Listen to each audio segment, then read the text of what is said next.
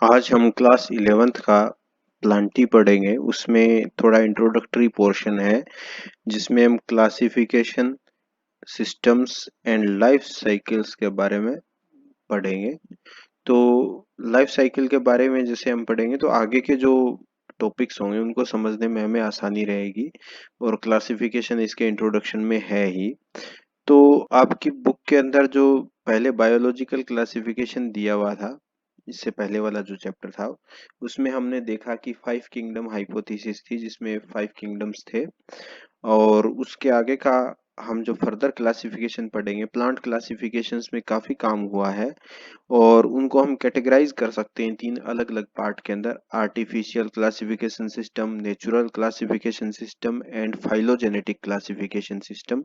आज हम तीनों के जो तीनों टाइप हैं उनके अंदर जानेंगे क्या अंतर है। तो पहले हम लेते हैं आर्टिफिशियल क्लासिफिकेशन सिस्टम्स, जो कि काफी सरलतम, सबसे इजीएस्ट टाइप ऑफ क्लासिफिकेशन है। जो सबसे जो प्रिमिटिव, जो सबसे पहले जो दिया गया था क्लासिफिकेशन, वो हम कह सकते हैं इसको। तो जैसे लीनियस के द्वारा दिया गया क्लासिफिकेशन है, उसमें क्या था कि वेजिटेटिव एंड रिप्रोडक्टिव सिमिलरिटी अगर किन्हीं प्लांट के अंदर होती थी तो उनको हम जो है वो एक ही ग्रुप के अंदर रख देते थे। इसके अंदर यही चीज आती है। इसके बाद जो सेकंड टाइप है वो है नेचुरल क्लासिफिकेशन सिस्टम। ये थोड़ा सा एडवांस्ड है, आर्टिफिशियल से थोड़ा सा एडवांस्ड है। इसके अंदर देखिए नेचुरल एफिनिटीज तो होती ही थी, इसके अलावा उसमें एनाटॉमी या फाइटोकेमिस्ट्री का जो पोर्शन है या उनकी स्ट्रक्चर से रिलेटेड जो पोर्शन है, अगर उनमें सिमिलरिटी पाई जाती थी तो उसको हम एक ही ग्रुप में शामिल कर लेते थे उन प्लांट्स को।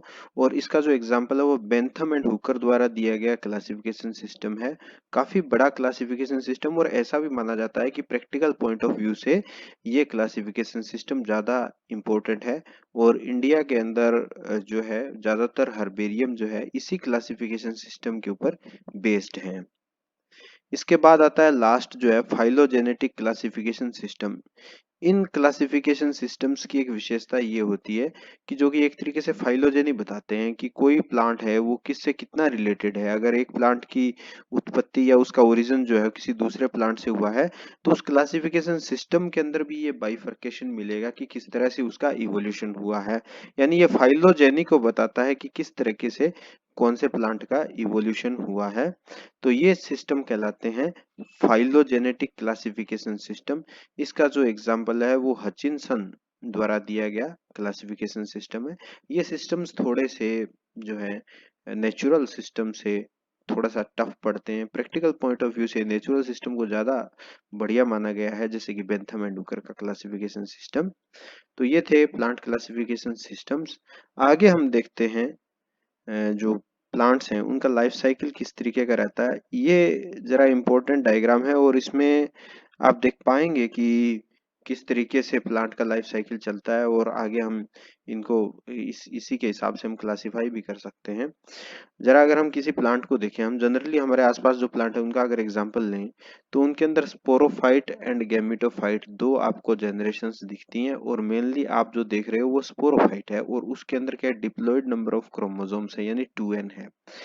उसके अंदर स्पोरेंजिया बनती है। स्पोरेंजिया का मतलब है कि उसके अंदर एंथर्स बनते हैं या ओव्यूल बनता है। उनके अंदर क्या है, स्पोर्स बनते हैं। स्पोर मदर सेल्स हैं, उनके अंदर रिडक्शन डिवीजन होने के बाद स्पोर्स बन जाते हैं यानी एन।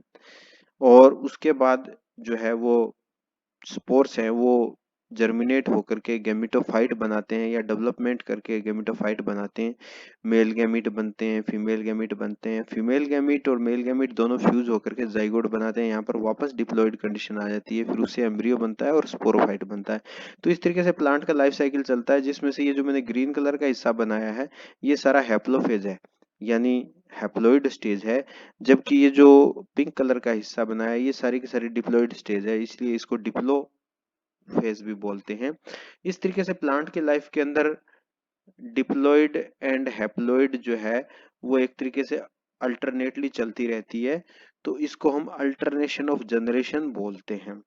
अच्छा, इसका जो इम्पोर्टेंस इसलिए थोड़ा बढ़ जाता है कि अभी हम देखेंगे एल्गी, ब्रायोफाइट्स, ये सब हम देखेंगे, तो इनमें ये देखते हैं कि कौन सी लाइफ की जो स्टेज है वो डोमिनेंट होती है। अभी जो आप अपने आसपास जो प्लांट्स देखते हो सारे लगभग एंजियोस्पर्म है, और उनके अंदर जो डोमिनेंट स्टेज होती है वो स्पोरोफाइट होती है, यानी लाइफ के मोस्टली टाइम वो जो है स्पोरोफाइट स्टेज के अंदर ही होते हैं।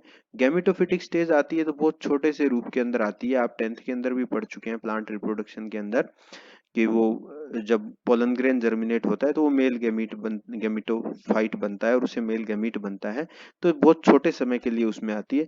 लेकिन अगर आप कुछ लोअर प्लांट्स के अंदर देखो, जैसे कि एल्गी के अंदर या ब्रायोफाइट के अंदर देखें, तो लाइफ के काफी सारे टाइम के अंदर ये गैमिटोफिटिक स्टेज जो है वो दिखाई देती है, और यानी डोमिनेंट भी होती है, तो इसीलिए उनमें हैप्लोफेज डोमिनेंट होती है। तो इस तरीके से उनको डिफाइन करने में कुछ आसानी रहती है हमें। चलिए आगे देखते हैं हम कुछ, अगर हम प्लांट्स को डिफाइन करते हैं तो कुछ है कि इसके पैरामीटर्स होते हैं जिनके बेसिस पर हम उन्हें डिफाइन कर सकते हैं। जैसे कि बॉडी ऑर्गेनाइजेशन है, बॉडी ऑर्गेनाइजेशन का मतलब उनकी बॉडी कैसी है, रूट स्टेम एंड लीफ के अंदर डिवाइडेड है या नहीं है, हैबिटेट यानी किस कैसे स्थानों पर वो रहते हैं, और लाइफ वो कौन सी फेज में है, यानी हैप्लोफेज में है कि डिप्लोफेज में, स्पोरोफाइट है कि गैमेटोफाइट है, उनका न्यूट्रिशन कैसे चलता है, और उनके अंदर ट्रांसपोर्टेशन कैसे होता है, उनके अंदर जाइलम फ्लोएम है कि नहीं है, और उनमें रिप्रोडक्शन का क्या प्रोसेस है। थोड़ा इन चीजों को हम अगर शामिल करके देना चाहें तो उससे हम उस प्लांट ग्रुप को इजीली डिफाइन कर सकते हैं। जब कभी भी हम डेफिनेशन देंगे, चाहे एल्गी की देंगे या ब्रायोफाइट की, टेरिडोफाइट की, जिम्नोस्पर्म की या एंजियोस्पर्म की, जिसकी भी हम डेफिनेशन देना चाहें, हम इन पॉइंट्स के बेसिस पर दे सकते हैं। इससे आगे है ये जो प्लांट ग्रुप्स हम जो आगे पढ़ेंगे उनके बारे में थोड़ी सी डिटेल मैंने यहाँ पर दी है। एल्गी है, ब्रायोफाइट है, टेरिडोफाइटा है, जिम्नोस्पर्म्स हैं एंड एंजियोस्पर्म्स हैं। अगर आप एल्गी को डिफाइन करना देखो, जैसा कि हमने पिछले स्लाइड के अंदर डिस्कस किया था कि हम उनके हैबिटेट से रिलेटेड, न्यूट्रिशन से रिलेटेड जो है, और ट्रांसपोर्टेशन, इनसे रिलेटेड जो है चीजें शामिल करके हम उनकी डेफिनेशन बना सकते हैं। चलिए एल्गी की डेफिनेशन बनाते हैं। तो एल्गी की डेफिनेशन में हम कह सकते हैं कि एल्गी ऐसा प्लांट ग्रुप है, अब बॉडी ऑर्गेनाइजेशन की बात कर रहा हूं, जो कि थैलोइड है, यानी रूट स्टेम एंड लीफ में डिवाइडेड नहीं है। इसके बाद ज्यादातर वो एक्वेटिक है हैबिटेट, ठीक है। उसके बाद अगर हम देखें तो वो क्या है, हैप्लोइड है, यानी गैमेटोफिटिक स्टेज में है। न्यूट्रिशन अगर देखें तो ऑटोट्रोफिक है। ट्रांसपोर्टेशन जाइलम एंड फ्लोएम उनमें नहीं पाया जाता।